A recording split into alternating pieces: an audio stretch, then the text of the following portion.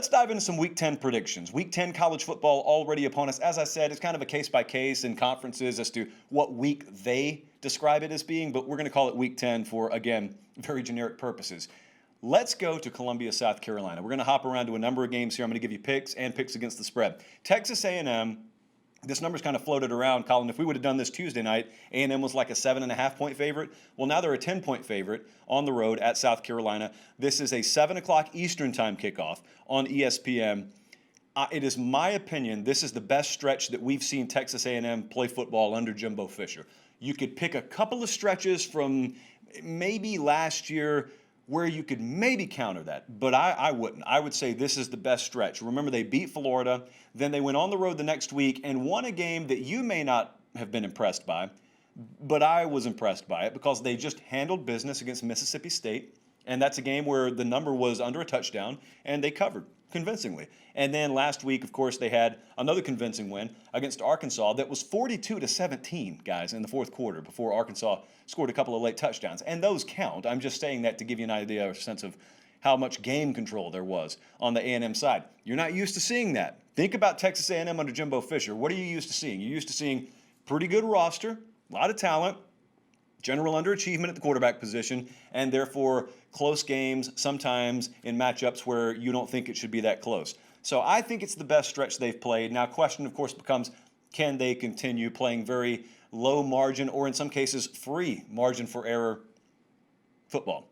South Carolina does not do that. South Carolina is once again in desperation mode. This kind of reminds me of the Auburn game that they had up in Columbia a couple of weeks ago. Only difference is that time they were coming off a win against Vanderbilt. This time they're coming off a bye.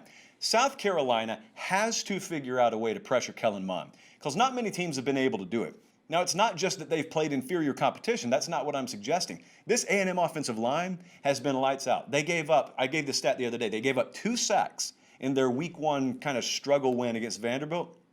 They haven't given up one since then. They've been awesome. It's a shame that they reside in the same division as Alabama, so they kind of get overshadowed, but they've been really good. So the best way to try to put together a blueprint to pull the upset here is you got to affect Kellen Mond. I mean, you've seen him make mistakes in the past. You just haven't seen him do it recently. Because of that protection he's been given, he's completing nearly 65% of his passes.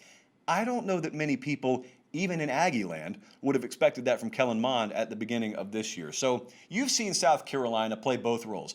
You've seen them benefit from plus turnovers, i.e. the Auburn game, and then you've seen them on the other end of it, i.e. the LSU game. What do we expect here? Well, I actually expect A&M to continue to roll.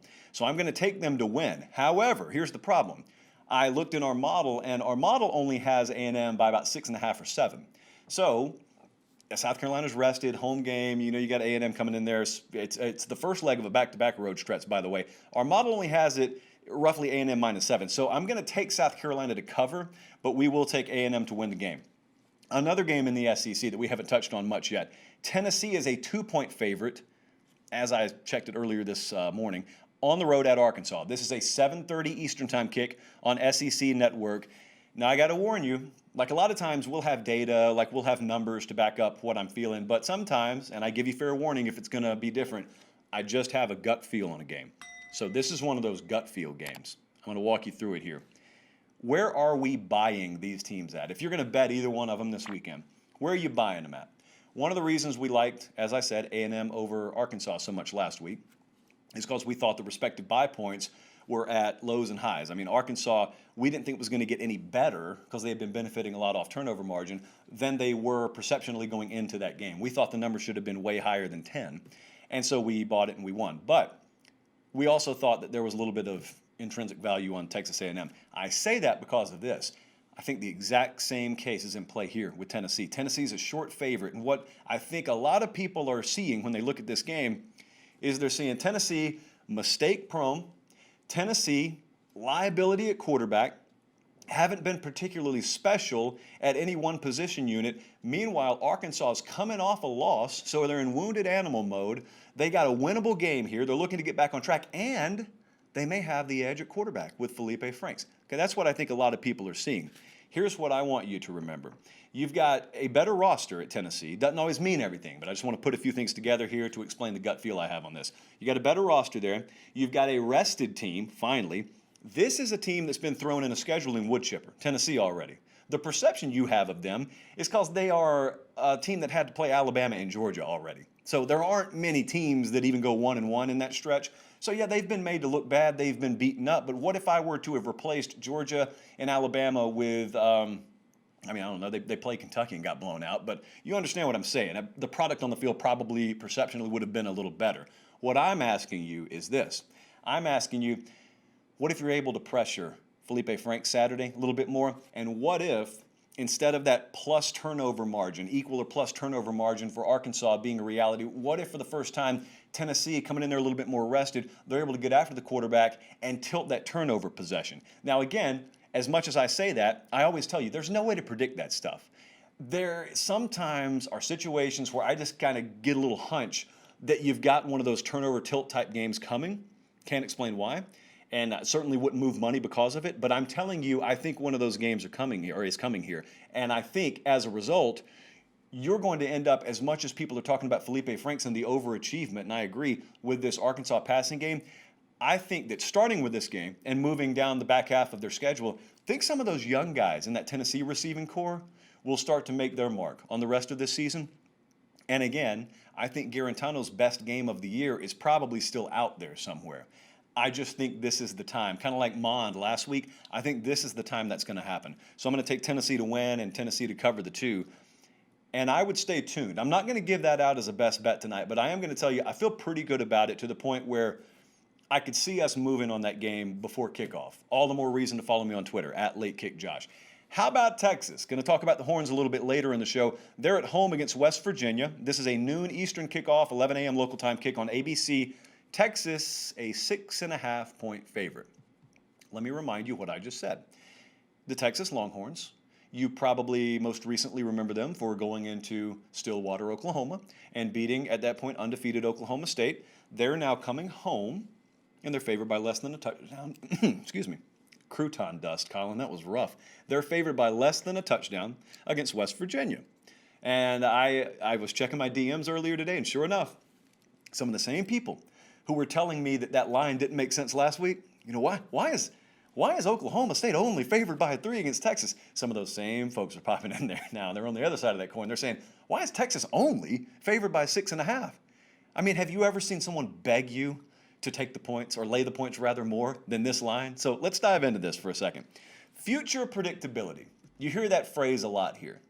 Sometimes I'll tell you that a final was misleading, i.e. the Texas-Oklahoma State game last week was very misleading. The Penn State-Indiana final was very misleading. And sometimes the winning team's fans hear that and they say, why are you trying to take away the value of our win? I'm not at all. The win is the win. Texas won last week. That's all that matters. But when we're doing what we're doing right now, we're looking ahead. So we're looking to the future. So in the terms of future predictability, what you want to know is something like what Bill Connolly does with the S&P Plus, which is win predictability. And so you want to know 1,000 times out of 1,000, like how many times would that have happened? Texas' outcome last week against Oklahoma State, in terms of future predictability, tells you nothing. In fact, it tells you that it was a game that about 97 times out of 100 they probably lose. Doesn't matter last week, but now as we look forward, any confidence that you have from that game that you're applying on this game, that's where I'm trying to caution you. Good matchups here, I think, for West Virginia. I'm going to lean West Virginia to cover. I'm going to tell you in a second whether I think they'll outright win. But this Texas pass defense, while there's been some incremental improvement defensively for them, overall, I mean, they're giving up a little over 63% completion percentage. So there will be plays to be made here. It's kind of an early kickoff, one of those sleepy morning kickoffs. It's sort of a letdown spot.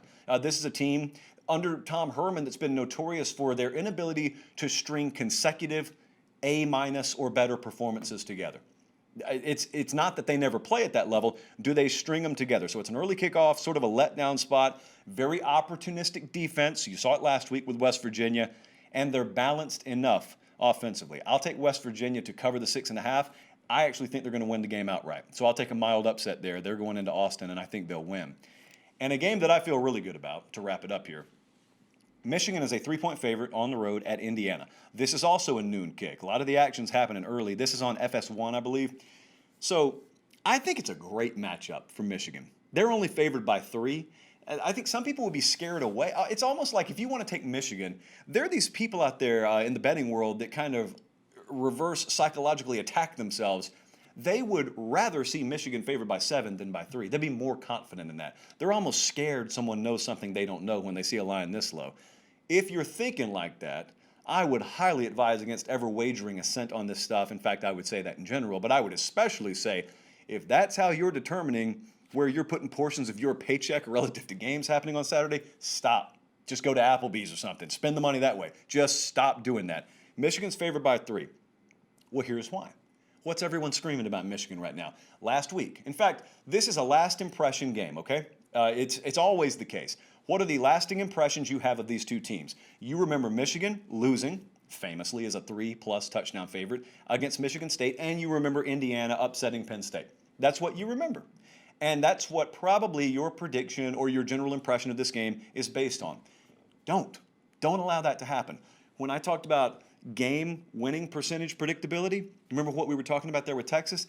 That was the number 1 most misleading final of the season so far. In terms of future predictability, the number 2 most misleading final of the year has been Indiana over Penn State.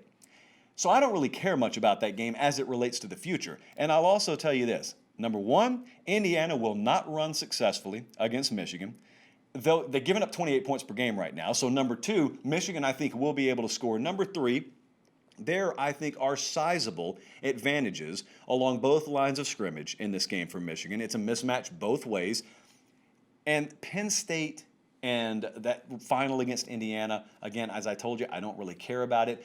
I also love that Michigan lost last week. Like, do you understand what the week's been like up there? Very tense, very attention to detail oriented. Why would you ever be scared away from that? We're going to take Michigan to win. We're going to take Michigan to cover.